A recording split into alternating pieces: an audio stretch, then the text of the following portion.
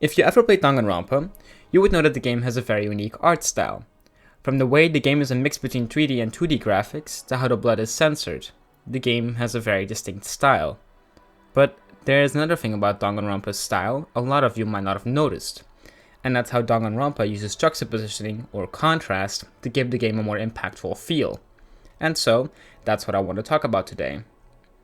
But before we get into that, I'd like to tell you that there will be some spoilers for the first Danganronpa game.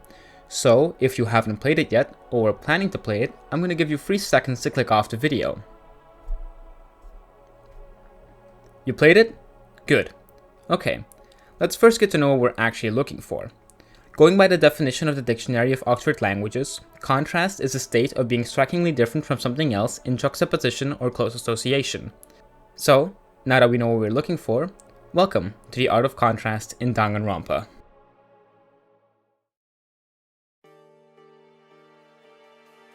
During the prologue chapter of the game, after you leave the tutorial classroom, you're told to go into the hallway and meet up with the other students of Hope's Peak Academy. Looking at that hallway, we see our first example of contrast. You see, the walls of that hallway have some light purple and lime green lights shined upon them. If we take those two colors and put them in a color wheel, which is a wheel that's used to show the relationship between colors, we can see that they are on the opposite side of each other, meaning that these two colors are contrasting. Now, in the art community, they call that complementary colors. Colors that, when put together, appear brighter and more prominent than when they're used separately. Using these contrasting colors during the prologue is an amazing way to show the game's unique environment and art style. And, combining that with the overall dark scenery, it gives off a mysterious and dark aura which later supports the idea that something horrible happening in the school is in fact inevitable. Which brings me to my next location, the class courtrooms.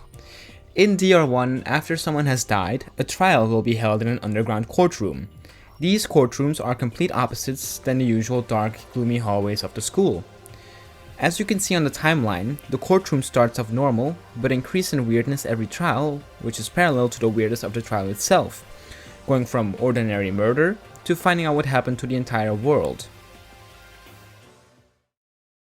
Now, between the dark hallways and weird courtrooms, there's an important factor that I should talk about before we go any further, which is, in fact, the music.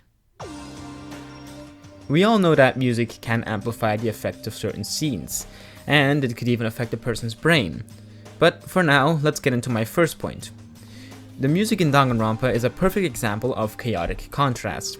Using a wide array of instruments like electronic keyboards, weird vocals, and other instruments, the soundtrack switches from a high energy to a deep despair in just a matter of seconds. Take for example, Beautiful Days.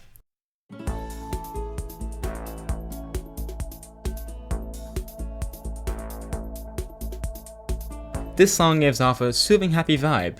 It's also played during the free time sections of the game. These are parts of the game where you can talk and spend time with the other students to then unlock special abilities. And now let's take Buzzkill.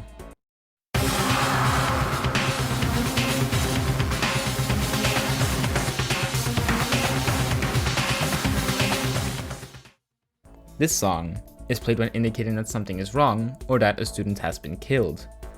So, one song indicates that you're free to roam around and talk to your friends, and the other indicates that something has gone horribly, horribly wrong. Pretty drastic change, don't you think? Well, this intense shift in music happens pretty often in this game. Going from 0 to 100 in parallel with the story is just one of the many great ways this game keeps you hooked. And another example of this happens during the class trials. Take a listen to the Dawn edition of the class trial music.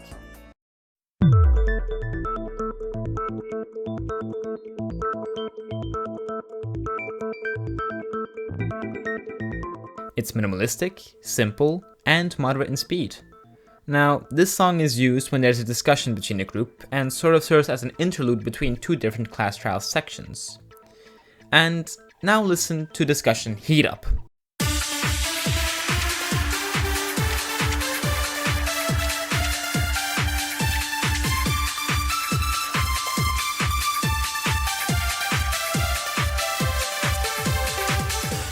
Fast, funky, and overall one of my personal favorites.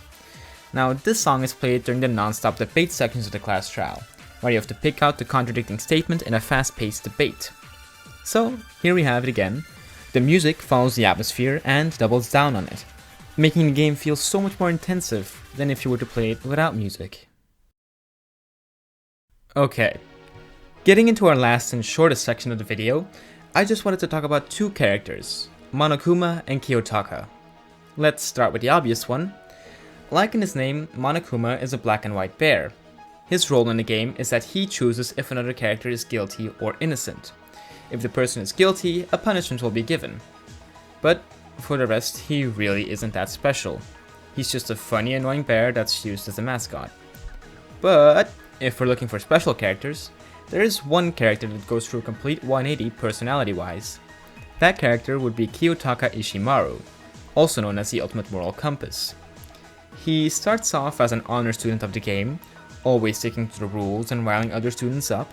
However, when continuing the story, Kiyotaka ends up befriending Mondo, the ultimate gang leader. These two, their personalities and histories are complete opposites, but despite that, they get along really well. So, while progressing the game, Kiyotaka and Mondo grow closer and closer. They eventually get close enough to be considered best buddies. But then, a murder happens in the locker room, and Mondo is found guilty. Kiyotaka, mourning the loss of his best friend, goes through a personality shift, going from honor student to that of a more rougher type like Mondo. His hair turns from black to white, and he doesn't live up to his title anymore. He's the exact opposite of when we started the game. And, well, that's it. I've covered about everything I wanted to say about contrast in this game. And I also just want to thank you for watching this video, as it is my first time ever sitting in front of a mic. And so, thanks again for watching, and hopefully, until next time.